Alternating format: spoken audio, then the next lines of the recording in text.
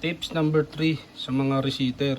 Yun, ang ginagawa kasi ng iba, sinasaksak agad yung USB sa computer o laptop na hindi pa sinusunod yung instruction. Kaya ang nangyayari, nabubura yung files, nakukorrupt, nadidelete, kaya hindi na gumagana.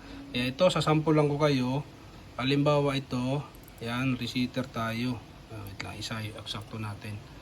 50 to 90 kadalasan. Excited po sila bigla po silang sinasaksak agad. Hindi mo na binabasa instruction. Lahat po ng binibili or mga bagay online, may instruction kailangan sundin. Kasi alam natin paano paganahin Ito po, halimbawa binubuksan na nila ito. Tingnan niyo po, nawala na yung ICSI, WinRAR. Ngayon, yung iba, ito yung inoon. Ayan. Ayan, halimbawa, inoon, tapos ito na yung ICSI na nawala. Yan yung nabubura pag naka-on yung antivirus natin. Ayan, click natin. Ayan, error agad. O, kita nyo? Ito, error agad. Kasi wala po yung ICSI files yung mismong receiver. Kasi ito ang inoon nila. Hindi ka naman dito on nakalagay naman sa instruction natin. Pag wala yung ICSI, yung isa, extract ito, right click natin, extract here para lumabas.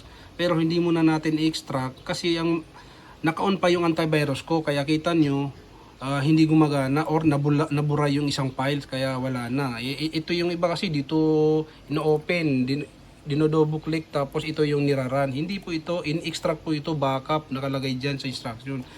Ngayon para pwede ko nang extract to, i-off na muna natin yung antivirus or kaya sa control panel alisin niyo yung mga ibang antivirus doon, uninstall nyo bago nyo ma-off yung sa Windows Security.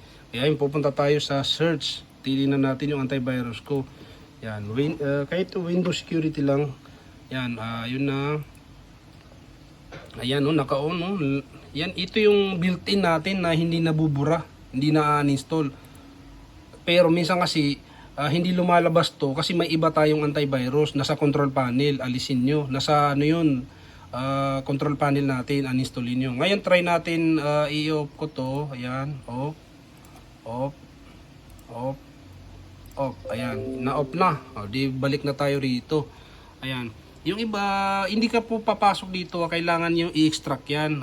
Kung iba yung Windows nyo, basta kailangan extract with WinRAR. Kailangan yung WinRAR ang mag-i-extract. Here, hindi extract files. Yan, here lang. Ayan. Kung makikita nyo, lalabas dito yung exe files. O, ayan nakita nyo.